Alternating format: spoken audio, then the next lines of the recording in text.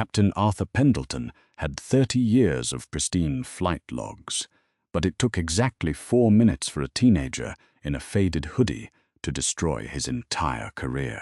When the veteran pilot adamantly refused to take off, with the quiet black teenager sitting in seat 1A, he believed he was simply exercising a captain's ultimate authority. He didn't know she was carrying a single encrypted flash drive that gave her absolute control over his aircraft, his pension, and the entire Meridian Airlines fleet. What happened next left the airport in stunned, breathless silence. The fluorescent lights of John F. Kennedy International Airport flickered with an exhausted hum as Flight 408 to London Heathrow prepared for boarding.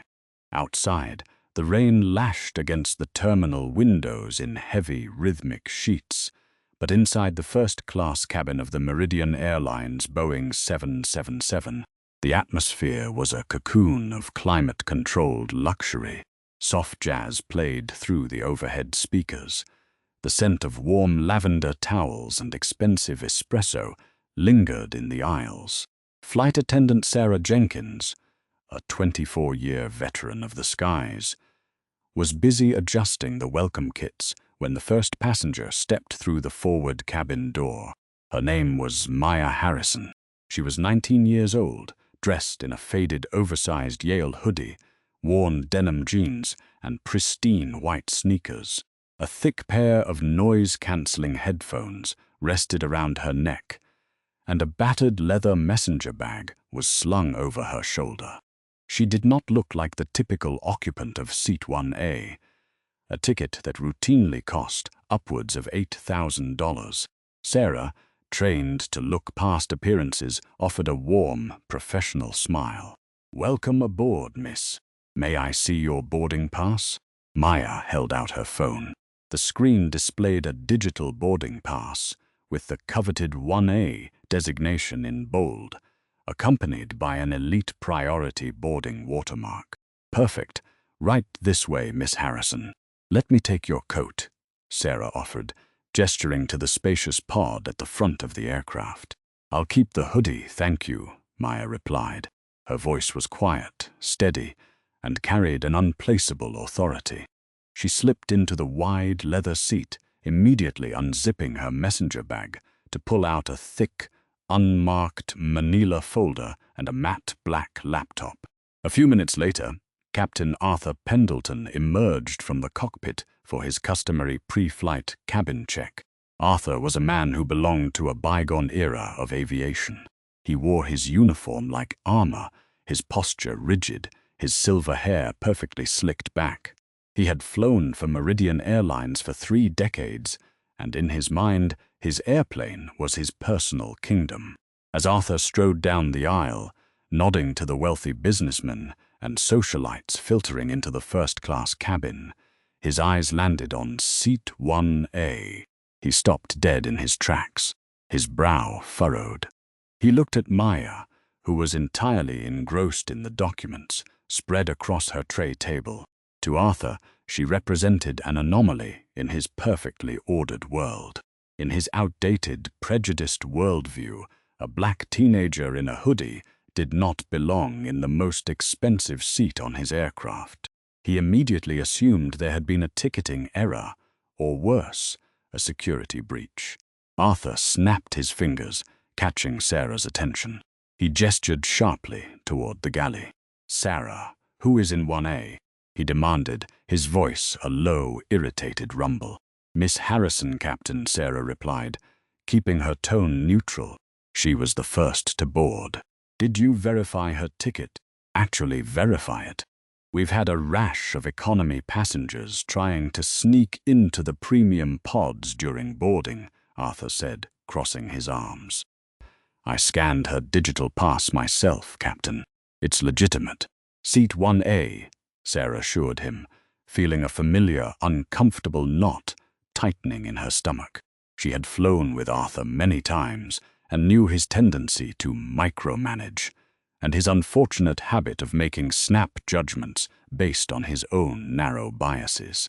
Arthur scoffed, adjusting his epaulets. "Let me see the manifest." Sarah handed him the tablet. Arthur scrolled aggressively, his eyes scanning the digital list. There it was, Harrison, seat 1A. But there was no corporate affiliation listed, no frequent flyer status. Nothing that indicated to Arthur that she deserved to be there. This doesn't make sense. Look at her, Sarah. She's got a heavy bag she wouldn't let you stow. She's furiously typing on an encrypted laptop, and she's sitting right next to the cockpit door, Arthur muttered, his prejudice seamlessly morphing into a sudden, manufactured concern for security. Captain, she is just reading some paperwork, Sarah whispered, glancing nervously at the cabin. Please don't make a scene. The regional director is already on our backs about on-time departures. I am the captain of this vessel, Arthur stated coldly. My primary job is the safety of this aircraft. I am not flying across the Atlantic with a suspicious individual sitting 3 feet from my flight deck. Before Sarah could stop him, Arthur turned on his heel and marched directly towards seat 1A. Maya was deep in concentration, her eyes darting between the lines of code on her screen and the heavily redacted flight logs in her folder. She didn't notice the captain looming over her until a large, heavy hand slammed down on the edge of her tray table, rattling her coffee cup. "Can I help you?" Maya asked, pulling one ear of her headphones back, her expression perfectly composed. "I need to see your boarding pass and your identification. Now," Captain Arthur demanded, his voice loud enough that the businessman in seat 2B lowered his newspaper. Maya stared at him for a long, calculating moment. She didn't flinch. She didn't look intimidated. She simply looked at him as if he were a minor, predictable inconvenience. "The flight attendant already scanned my pass," Maya said smoothly. "Is there a problem, Captain?" "The problem is that I need to verify you belong on this aircraft. We have strict security protocols, and your behavior is raising red flags," Arthur barked, his face flushing red. The fact that she wasn't cowering infuriated him. "My behavior?" Maya raised a single eyebrow. "You mean sitting quietly and reading? You're operating a heavy electronic device during the boarding process. You refused to stow your oversized bag, and you are sitting in the most sensitive security zone of the cabin," Arthur said, rapid fire, leaning in closer to intimidate her. "ED now, or I will have you removed from my plane." Maya let out a slow, deliberate exhale. She reached into her pocket and produced a sleek, black passport, handing it to him. Arthur snatched it, flipping it open. He scrutinized her birth date, her photo, and the numerous international stamps. 19 years old, Arthur scoffed aloud. He tossed the passport back onto her keyboard, nearly scratching the screen. "Who bought your ticket? How did you pay for this seat?" A heavy silence descended upon the first-class cabin. Passengers were now openly staring. Sarah, the flight attendant, rushed over, her face pale. "Captain Pendleton, please, we need to finish boarding." "Quiet, Sarah," Arthur snapped. He pointed a finger at Maya. "I want an answer, because right now I'm looking at a security risk. You're evasive, you're hostile, and I don't trust you on my flight deck." Maya slowly closed her laptop. The soft click echoed in the quiet cabin. She looked directly into Arthur's eyes, her gaze piercing and cold. "Captain Pendleton," Maya said, her voice carrying a chillingly calm authority that seemed wildly out of place for a teenager. "I suggest you return to the cockpit, sit in your chair, and prepare this aircraft for departure. You are currently delaying a heavily monitored flight, and you are doing so based on a deeply flawed personal bias. Do not make this a situation you cannot undo." Arthur's jaw dropped. No one spoke to him like that. Not his first officers, not the air traffic controllers, and certainly not a teenager. "That's it," Arthur hissed, his ego completely shattered by her defiance. "You're off my plane. I'm declaring you a threat to aviation safety." He turned to Sarah. Call the gate. Tell Brenda to get airport police down here immediately. We are offloading 1A. Captain, please, you can't be serious. She hasn't done anything wrong. Sarah pleaded, terrified of the massive PR disaster unfolding before her eyes. Do it! Arthur roared. I am not taking off until she is off this aircraft. Sarah rushed to the galley intercom, her hands shaking as she dialed the gate agent. Meanwhile, Arthur stood in the aisle, blocking Maya in, crossing his arms like a victorious sentry. Maya did not panic. She didn't cry. She didn't even argue. Instead, she slowly reached into her messenger bag and pulled out a heavy, industrial-looking satellite phone, a device strictly reserved for high-level government or military communications. Arthur's eyes widened. Put that device away. You are not authorized to use satellite communications on this aircraft. Maya ignored him. She dialed 3 digits, pressed the green button, and brought the receiver to her ear. He took the bait, Maya said into the phone, her voice completely detached from the chaos around her. Yes, we have confirmation. He's actively refusing departure. Initiate the lockdown. Within 3 minutes, the heavy footsteps of Port Authority police echoed down the jet bridge. 2 officers, led by a seasoned sergeant named Miller, stepped onto the aircraft. They were closely followed by Brenda, the frantic gate agent, whose clipboard was trembling in her hands. What seems to be the problem, Captain? Sergeant Miller asked, his hand resting casually on his utility belt. He took one look at the young girl in 1A and sighed internally. He had dealt with Arthur Pendleton before, and it was rarely a legitimate security issue. This passenger is belligerent, uncooperative, and in possession of unauthorized communication devices, Arthur declared, pointing at Maya. I am exercising my authority under federal aviation regulations to refuse transport. I want her escorted off the premises and heavily vetted. Sergeant Miller turned to Maya, expecting the usual reaction, tears, anger, or frantic recording on a smartphone.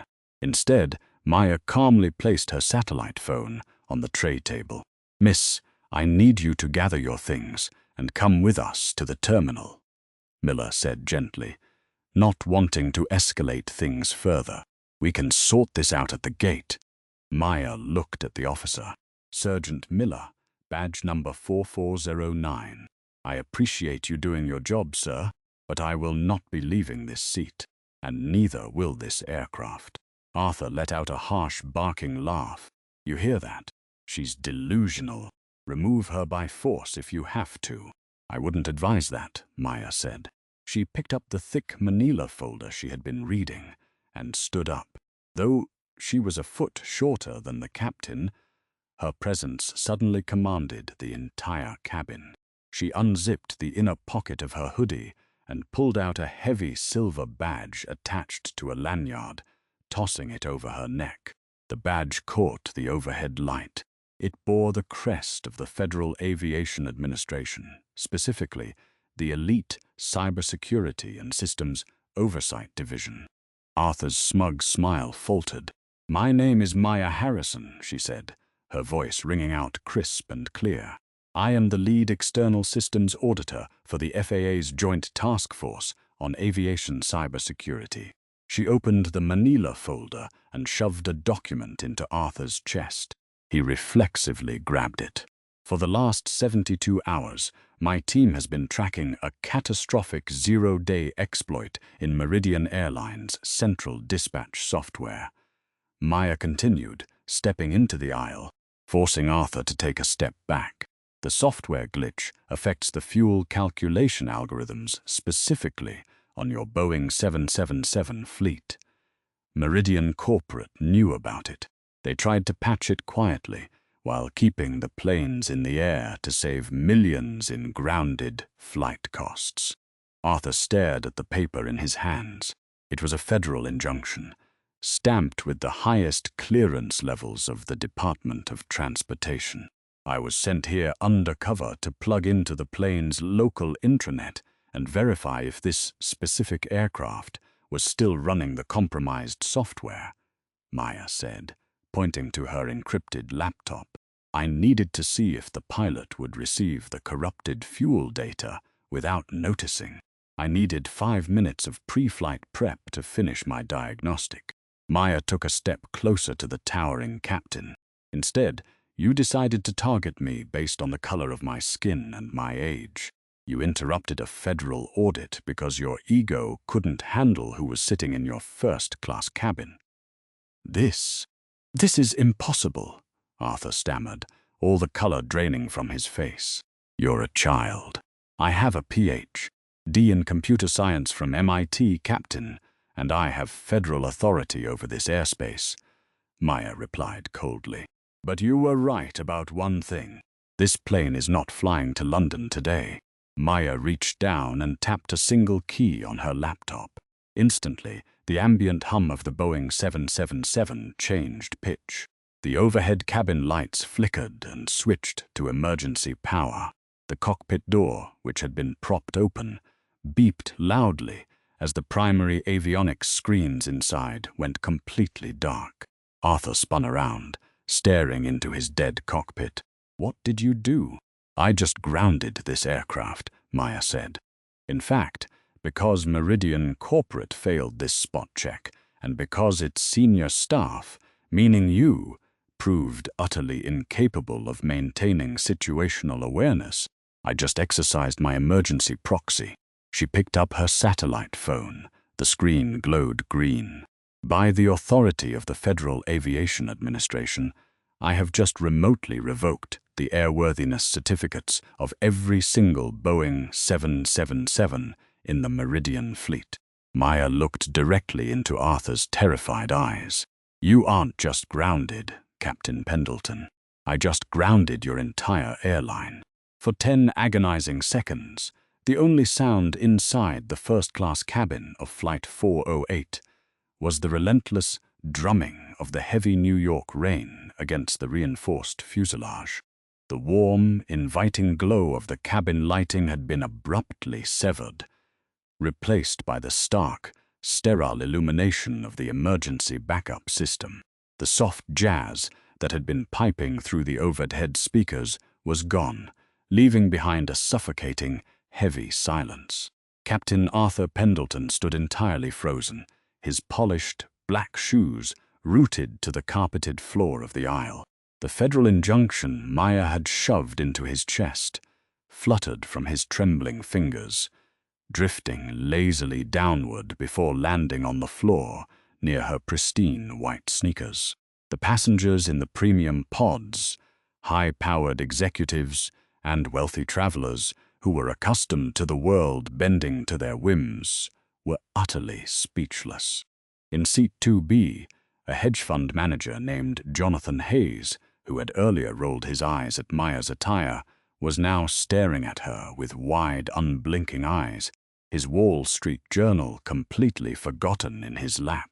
He, like everyone else, had just witnessed an impossible display of absolute power. A 19-year-old girl in a Yale hoodie had just hijacked the bureaucratic soul of an entire international airline without moving from her seat. You can't do this, Arthur finally choked out, his voice barely a raspy whisper.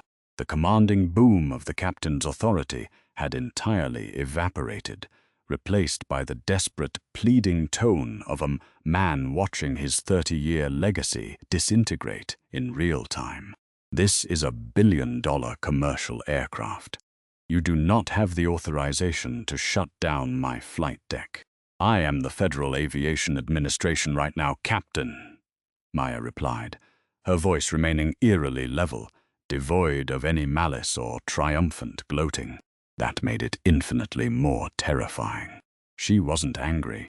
She was simply executing a protocol. I possess a Class 1 override clearance, granted by the Secretary of Transportation under the Emergency Cybersecurity Act of 2024. Your aircraft is no longer certified to fly. Period.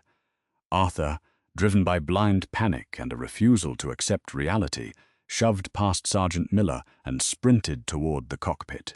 "Captain, wait!" "Sarah Jenkins," the flight attendant cried out, stepping back as Arthur barreled through the galley area. Arthur threw himself into the left-hand seat of the flight deck. His hands, shaking violently, flew across the overhead panel. He desperately flipped the switches for the auxiliary power unit, trying to force the Boeing 777's massive internal generators to reboot the central computer. He pounded the glass of the primary flight displays. He flipped the battery relays. Nothing happened. The dazzling array of navigation readouts, engine indications, and the crew alerting system, the technological heartbeat of the Boeing 777, remained a graveyard of cold black glass. The yoke was locked. The throttle quadrants were completely unresponsive. Maya hadn't just turned off the screens. Her encrypted laptop had initiated a hard network-level quarantine on the aircraft's central nervous system, isolating the avionics from the mechanical hardware. The plane was entirely bricked, reduced to a $300 million paperweight, sitting at Gate 14. Back in the cabin, Sergeant Miller finally found his voice. He reached up, pressing the transmitting button on his shoulder radio. "Dispatch, this is Miller," the veteran officer said, his eyes never leaving Maya, who was calmly typing a continuous stream of command prompts into her matte black laptop. "I'm going to need you to contact the Port Authority Federal Liaison. We have an FAA shutdown order enacted on Meridian Flight 408. Repeat, the aircraft has been federally grounded by an on-site auditor." A burst of static followed. "Copy that, Miller." "Say again." "An on-site auditor grounded the flight." "Not just this flight, dispatch," Miller said, reading the room and realizing the sheer magnitude of what the teenager had just declared. "Notify tower. I think Meridian Airlines just lost its entire heavy fleet." Miller was right. 2,000 miles away, in the subterranean levels of Meridian Airlines' Global Operations Center in Dallas, Texas, hell was breaking loose. The operations center was a massive, dimly lit amphitheater of technology dominated by a 70-foot LED curved screen that displayed the real-time telemetry, fuel status, and GPS coordinates of every single Meridian aircraft currently in operation around the world. The room was usually filled with the quiet, intense hum of dispatchers, meteorologists, and route planners. At exactly 4:14 p.m. Eastern Standard Time, the massive board began to bleed red. David Aris, the director of Global Flight Operations, was midway through a sip of lukewarm coffee when the first alarm shattered the tranquility of the room. It was a piercing, two-toned electronic shriek that signaled a critical fleet-wide network anomaly. David dropped his coffee mug. It shattered against the tile, but no one noticed because every dispatcher in the room was suddenly screaming over their headsets. "Director Aris," shouted a routing specialist from the lower pit, her voice cracking with sheer panic. "I'm losing telemetry on Flight 1112 out of Heathrow. The transponder is still active, but the Central Avionics Network just reported an invalid airworthiness certificate." "Invalid? That's impossible. They just finished their C check," David snapped, rushing to the railing that overlooked the dispatcher pit. "Get London on the line." "Sir," another voice yelled from across the room. "Flight 88 taxiing at Charles de Gaulle just locked up.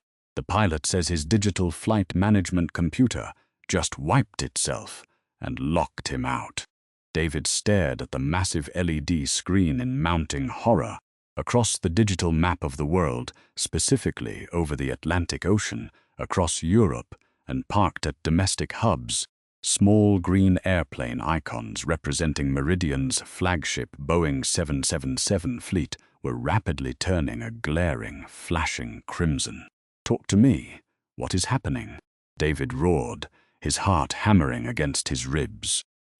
It's an external override, sir, the chief cybersecurity engineer shouted, his fingers flying across his terminal. Someone is accessing the fleet via the emergency federal back door. They're pushing an administrative quarantine order across the satellite uplink. Block it! Cut the uplink! David ordered. I can't, it's an FAA Level 1 override. If I cut the uplink, I violate federal law, and the system is designed to permanently lock the landing gear and throttle of every plane on the ground if we resist a federal quarantine. The engineer looked up, his face completely pale. Sir, the entire 777 fleet is being systematically grounded. Any plane on the tarmac is locked down. Any plane in the air is receiving a critical diversion mandate. They are being forced to land at the nearest available runway. Who is issuing the command? David demanded, gripping the railing so tightly his knuckles turned white. The engineer furiously typed, pulling up the digital signature attached to the devastating code currently tearing through their network. It's originating from a local node, the engineer stammered, adjusting his glasses as if he couldn't believe what he was reading. It's coming from inside one of our own planes. Flight 408 at JFK, Seat 1A back at John F. Kennedy International Airport. The rain continued to pour, but inside Flight 408, the atmosphere was electric with tension. Captain Arthur Pendleton stumbled out of the dead cockpit, looking like a man who had just seen a ghost. His pristine uniform suddenly looked too big for him. His silver hair, usually perfectly coiffed, was slightly disheveled. He walked slowly down the aisle, his eyes locking onto Maya, who was still sitting calmly in Seat 1A, her fingers resting lightly on the keyboard of her laptop. You killed my plane," Arthur whispered, the reality of the situation finally piercing through his thick armor of arrogance. "I saved your life, Captain," Maya corrected him, her voice slicing through the silence of the cabin. "And I saved the lives of the 312 people who trusted you to fly them safely across the Atlantic Ocean today. It is a profound tragedy that you are too blinded by your own prejudice to realize it."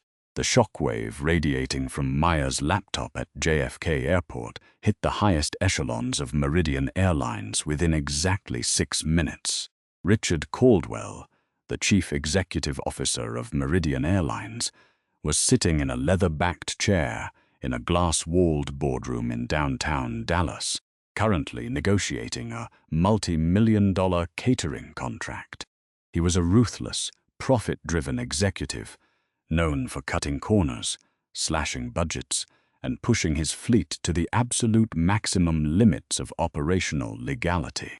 When his heavy mahogany door flew open and David Aris burst into the room, bypassing the executive assistant and 3 security guards, Richard knew something catastrophic had occurred. "Richard, we need to clear the room." "Now," David said, his breathing shallow, his face sweating profusely despite the heavy air conditioning. Richard frowned, gesturing for the catering executives to step out. The moment the glass door clicked shut, David didn't bother sitting down. "We just lost the 777s, David said, dropping a printed telemetry report onto the polished conference table. "All of them. Every single Boeing 777 in the global fleet has just been hit with a federal airworthiness revocation.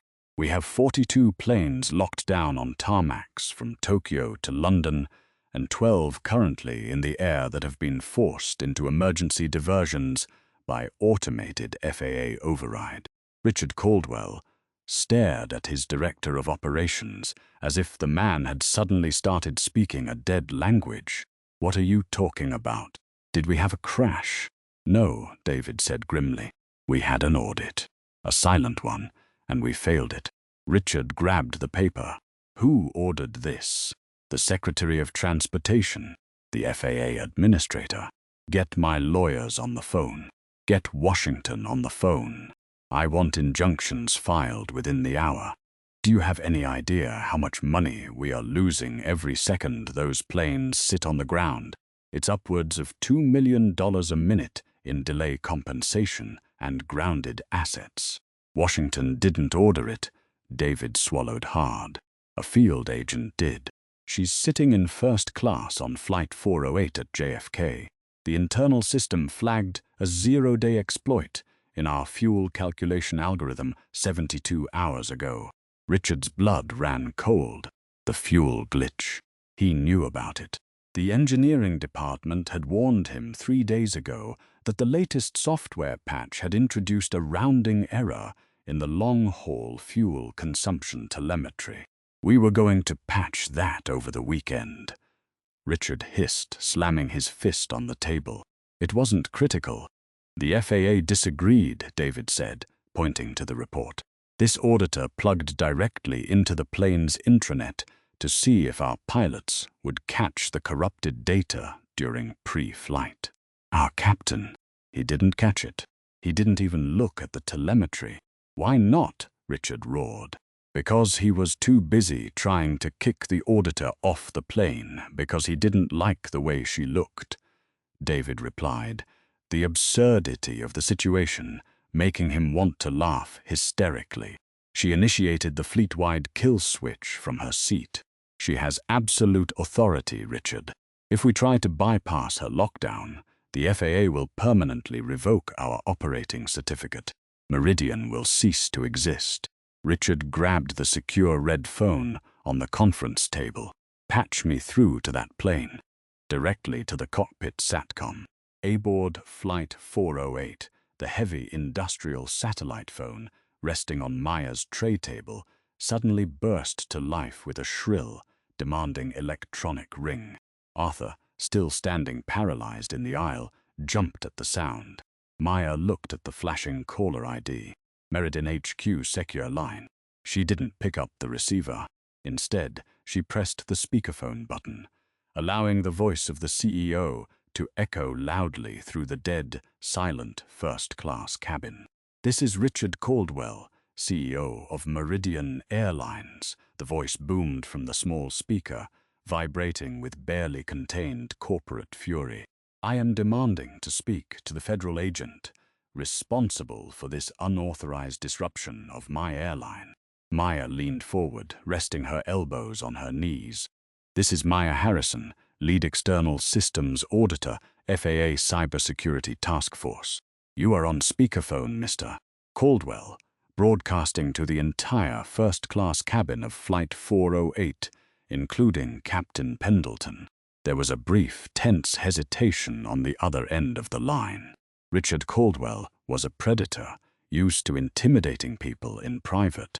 Being placed on a public stage threw him off balance.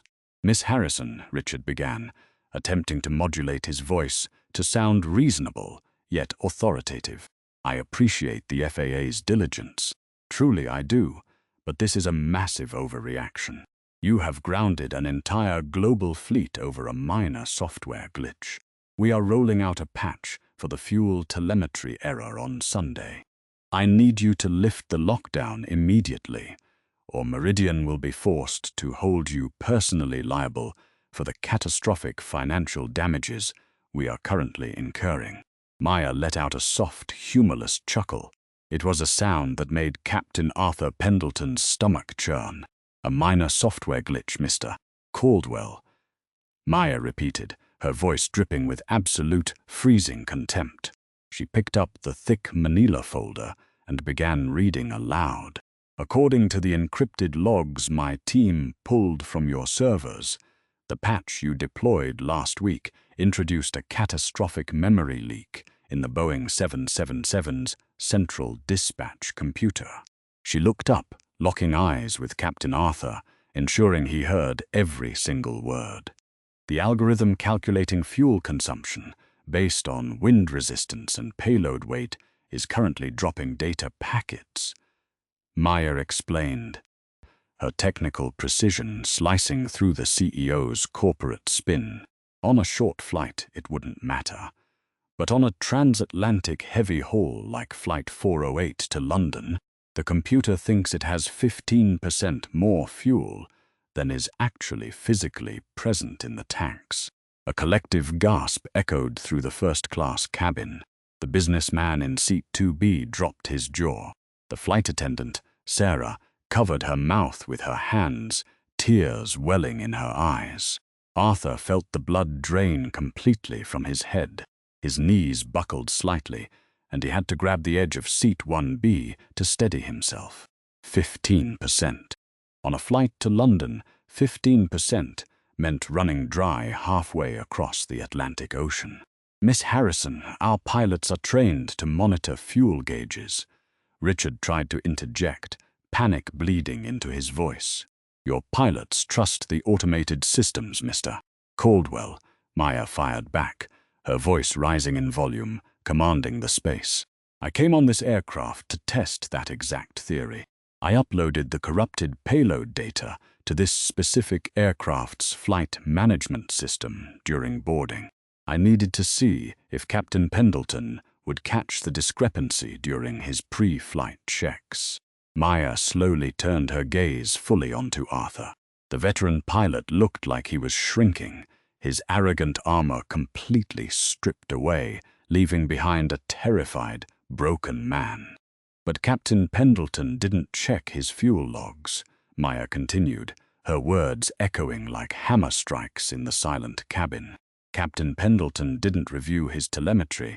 Captain Pendleton walked out of his cockpit, saw a young black woman in a hoodie sitting in first class, and decided that I was the most pressing threat to his aircraft.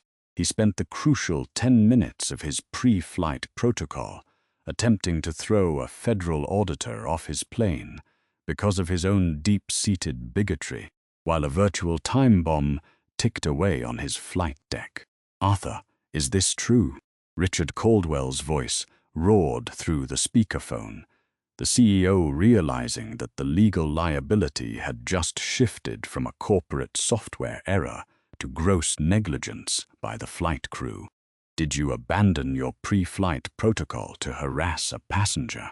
Arthur opened his mouth, but no sound came out. His lips trembled. He looked at Maya, then at the terrified passengers who were now staring at him with a mixture of absolute disgust and horror. He had been so obsessed with asserting his dominance, so blinded by his prejudice, that he had entirely missed a glitch that would have doomed them all. I was securing the cabin," Arthur stammered weakly, the lie tasting like ash in his mouth. "You were securing your own ego, Captain," Maya said softly, before leaning back toward the speakerphone. "Mr. Caldwell, here is what is going to happen," Maya stated, her tone shifting from explanation to absolute dictation. "The fleet remains grounded. The FAA will be dispatching physical engineering teams to every single Meridian hub globally to manually flash the flight computers of every 777. You will cover the cost of all delayed passengers. Furthermore, a full federal investigation is being launched into Meridian's corporate leadership for attempting to conceal a Class A aviation hazard. You are destroying my company, Richard yelled, the veneer of professionalism completely shattered. Do you have any idea who I am? I play golf with the Secretary of Transportation. Then I suggest you call him Mr. Caldwell, Maya replied effortlessly. Because as of 4 minutes ago, I revoked your airline's safety certification. You can reach my office in Washington through standard legal channels. Do not call this terminal again. Maya didn't wait for a response. She reached forward and hit the red disconnect button on the satellite phone. The abrupt silence that followed was deafening. She calmly closed her laptop, the soft click echoing through the cabin, and neatly placed it back into her worn leather messenger bag. She stood up, sliding the heavy bag over her shoulder. Sergeant Miller, who had been standing by in stunned silence the entire time, respectfully stepped aside, clearing the aisle for her. Maya paused right in front of Captain Arthur Pendleton. The man who had demanded her identification, who had threatened her with police removal, now looked physically ill, staring at the floor, unable to meet her eyes. "You have 30 years in the sky, Captain Pendleton," Maya said, her voice dropping to a quiet private register that only he could hear. "You survived thunderstorms, mechanical failures, and thousands of landings. But today, you let your prejudice fly the plane, and it just cost you everything." The silence inside the first-class cabin of Flight 408 was a heavy, suffocating weight. Maya Harrison adjusted the strap of her battered leather messenger bag over her shoulder, the faded Yale hoodie standing out like a beacon against the backdrop of terrified, wealthy passengers and the stark, sterile emergency lighting. She did not look back at Captain Arthur Pendleton. She did not need to. His career had effectively ended the moment she closed her encrypted laptop. As Maya strode confidently down the aisle, Sergeant Miller and the second Port Authority officer flanked her, not as escorts removing a disruptive passenger, but as a protective detail guarding a high-ranking federal official. "Miss Harrison," Sergeant Miller said, his voice dropping to a respectful murmur as they stepped out of the aircraft and onto the chilly, brightly lit jet bridge. The rain continued to pound against the corrugated metal roof. "I have to admit, in 20 years on the airport beat, I have never seen someone single-handedly ground an entire international fleet from Seat 1A. Do you need a secure escort to the federal building in Manhattan?" "No, thank you, Sergeant," Maya replied, offering him the first genuine, albeit tired, smile of the day. "My security detail is waiting at the curbside pickup at Terminal 4, but I strongly advise you to call for backup. When those passengers realize they aren't going anywhere today, and when the rest of the terminal figures out Meridian Airlines is completely shut down, you are going to have a massive crowd control situation on your hands." Miller nodded grimly, already reaching for his radio. "Copy that, ma'am. Have a safe evening." Back on the grounded Boeing 777, the paralysis that had gripped the cabin finally broke, shattered by the furious voice of Jonathan Hayes, the hedge fund manager in Seat 2B. "You absolute, unmitigated fool," Jonathan spat, throwing his unread Wall Street Journal onto the floor. He stood up, towering over the shell-shocked captain. "You were going to fly us over the Atlantic Ocean with corrupted fuel telemetry because you were too busy racially profiling a federal auditor to read your own damn flight logs?" Arthur blinked, pulling his gaze away from the empty spot where Maya had stood. His hands were shaking violently. I was following security protocols." She looked suspicious. The hoodie, the bag. She didn't fit the profile of a premium passenger. "She fits the profile of the person who just saved my life," yelled a woman from Seat 3A, a prominent corporate lawyer named Evelyn Davies. She unbuckled her seatbelt and marched into the aisle, pulling her rolling briefcase from the overhead bin. "I fly this route twice a month, Arthur. I've known you for 5 years. But I swear to God, if I have to sue Meridian Airlines into bankruptcy myself, I will make sure you never step foot in a cockpit again." Flight attendant Sarah Jenkins stood near the galley, her face pale, tears streaming down her cheeks. She had looked up to Arthur for years, viewing him as a stern but reliable patriarch of the skies. Now she saw him for exactly what he was, a dinosaur whose rigid, bigoted worldview had nearly killed them all. "Captain," Sarah said, her voice shaking but resolute, "I need you to step off the aircraft. The passengers are disembarking, and I cannot guarantee your safety if you remain in this cabin." Arthur looked at her, his silver hair disheveled, the golden epaulets on his shoulders, suddenly looking like cheap plastic. He slowly unpinned his captain's wings from his chest, his fingers clumsy and numb. Without another word, he turned and began the long, agonizing walk up the jet bridge, leaving his aircraft in the dark. By the time Arthur stepped into the terminal, Gate 14 had erupted into utter pandemonium. Brenda, the gate agent, was standing on a chair behind her desk, shouting into a crackling megaphone while hundreds of furious passengers surged forward. The digital departure boards behind her, which usually displayed a neatly organized list of global destinations, were flashing a terrifying, uniform message across every single Meridian Airlines flight. Cancelled. Federal directive. "Ladies and gentlemen, please!" Brenda screamed over the roaring crowd. "Meridian Airlines has experienced a global network failure. All flights are grounded until further notice. We are working on issuing hotel vouchers." Arthur tried to slip through the crowd unnoticed, pulling his uniform jacket tight around him, but the damage was already done.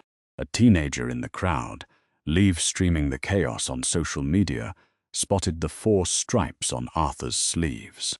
"Hey, that's the pilot," the teenager yelled, pointing a smartphone directly at Arthur's pale, sweaty face. "I was watching the live stream from the guy in first class. That's the racist captain who got the whole airline shut down." Instantly, the crowd turned. A wave of angry, stranded passengers converged on Arthur. Reporters from local news stations, who had been lingering in the terminal for a piece on holiday travel delays, suddenly smelled blood in the water. Camera flashes exploded like strobe lights. Microphones were shoved into Arthur's face. "Captain Pendleton, is it true you ignored critical fuel warnings to harass a passenger?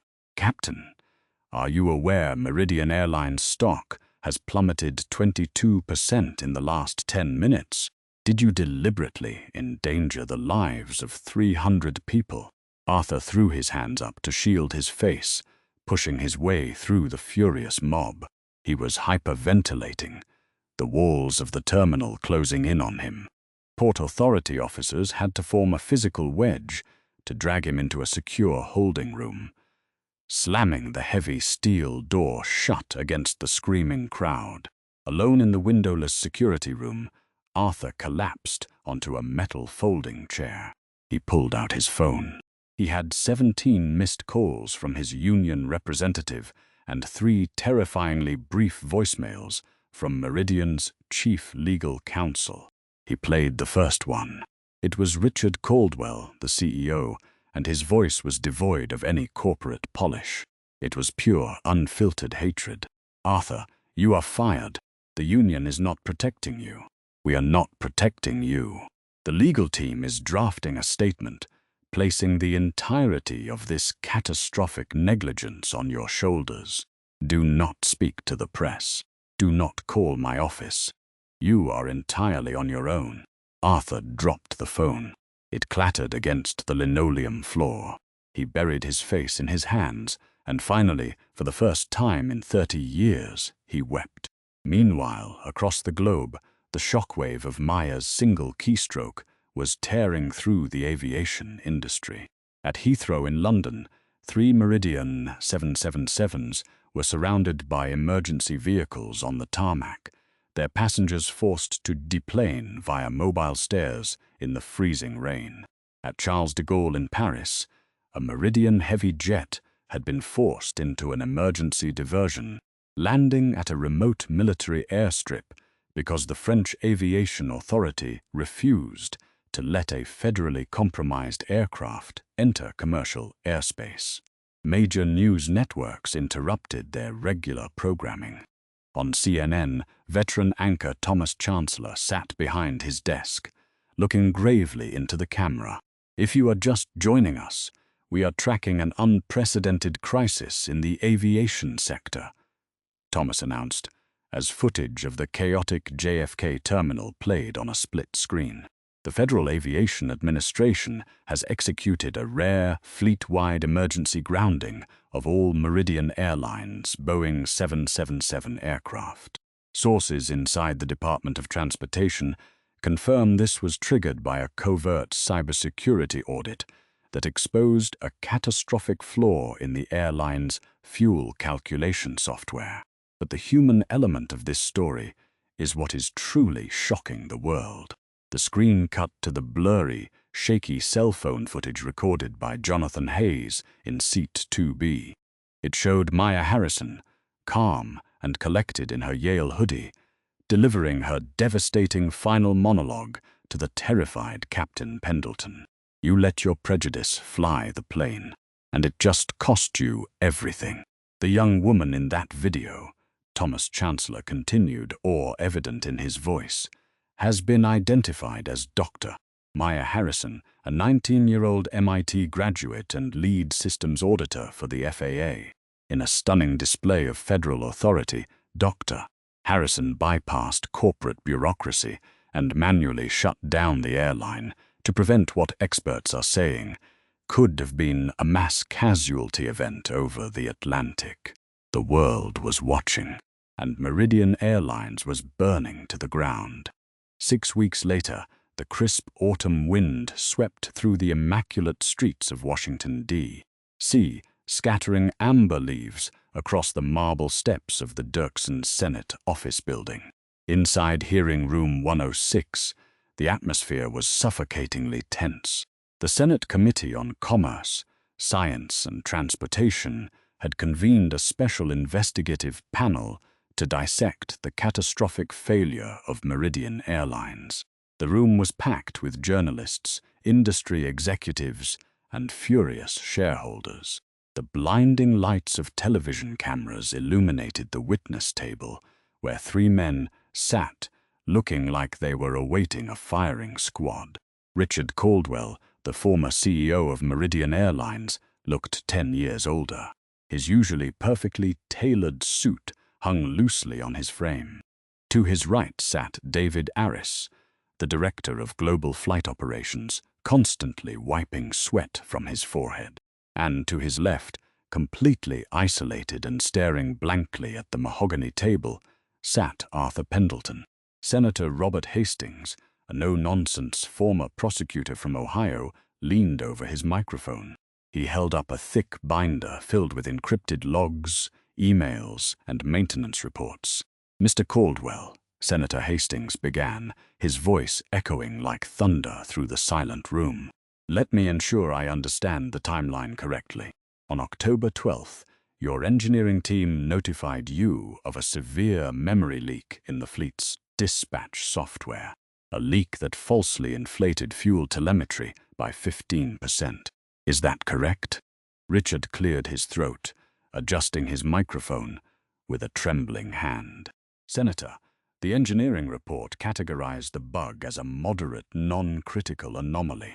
We had a patch scheduled for deployment, a patch you delayed to avoid grounding planes for 48 hours and losing $14 million in holiday revenue."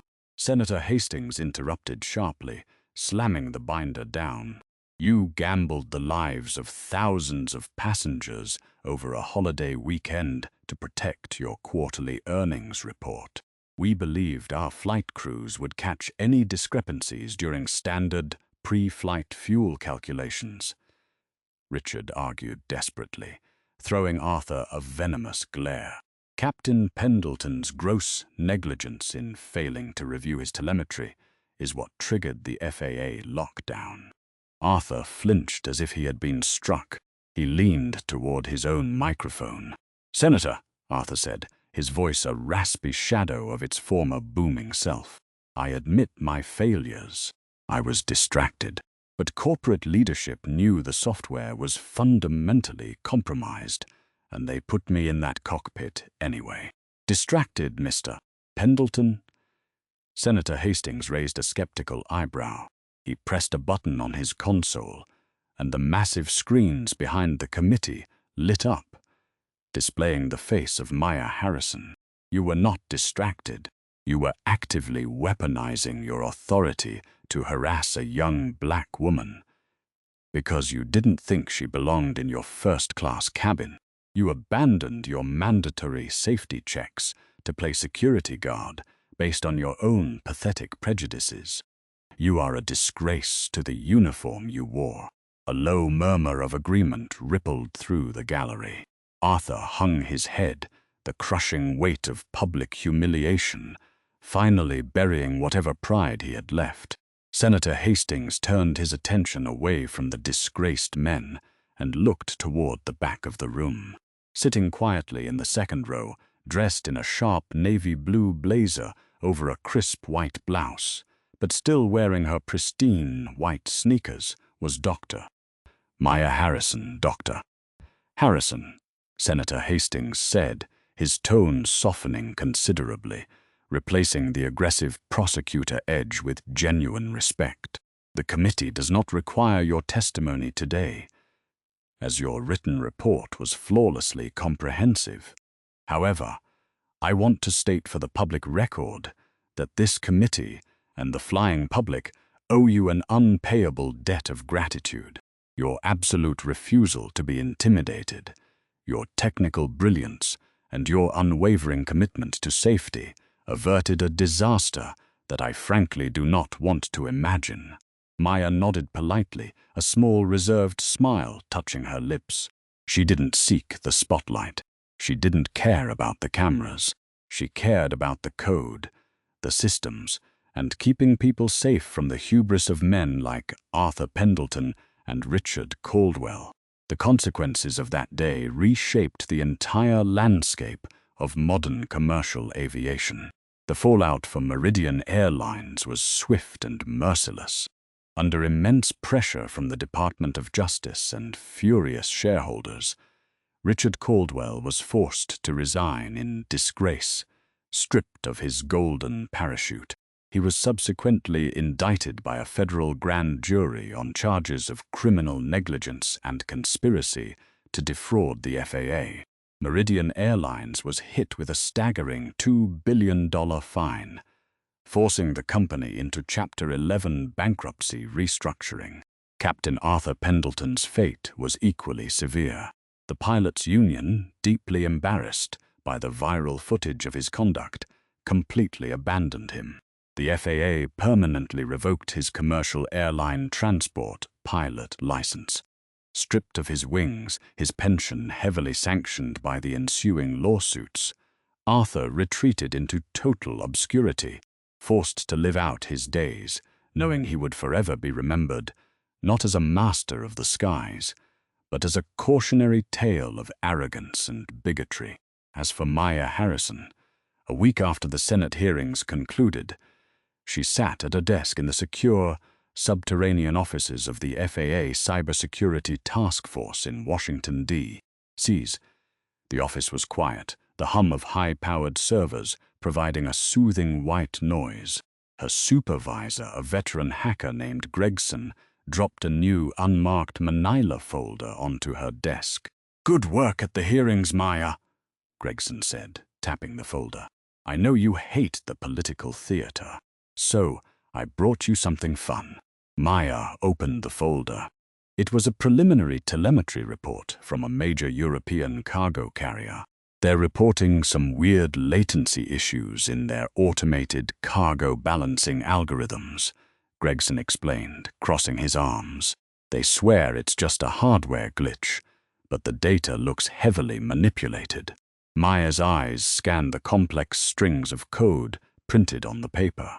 Her mind, perfectly tuned to the invisible architecture of aviation networks, immediately spotted the anomaly. The corners of her mouth curled upward into a sharp, determined smile. She reached for her faded Yale hoodie, throwing it over her shoulders. "It's not a hardware glitch," Maya said softly, booting up her matte black laptop. "They're trying to hide something in the payload weight distribution." "You want to do a remote diagnostic?" Gregson asked. Maya shook her head, grabbing her heavy leather messenger bag. "No, I want to see how their pilots react when the system lies to them. Book me a ticket on their next heavy flight out of Dulles." Gregson chuckled. "Economy or business?" Maya looked at him, her eyes flashing with a quiet, unstoppable authority. "Seat 1A. Let's see if they check my boarding pass." The terrifying reality of modern aviation. is that the technology keeping us in the sky is only as reliable as the humans monitoring it. Captain Arthur's massive ego and blinding prejudice almost cost 300 people their lives, proving that arrogance is the most dangerous hazard on any flight deck. Maya Harrison's brilliant intervention is a powerful reminder that heroes don't always wear capes. Sometimes they wear faded hoodies and hold absolute authority.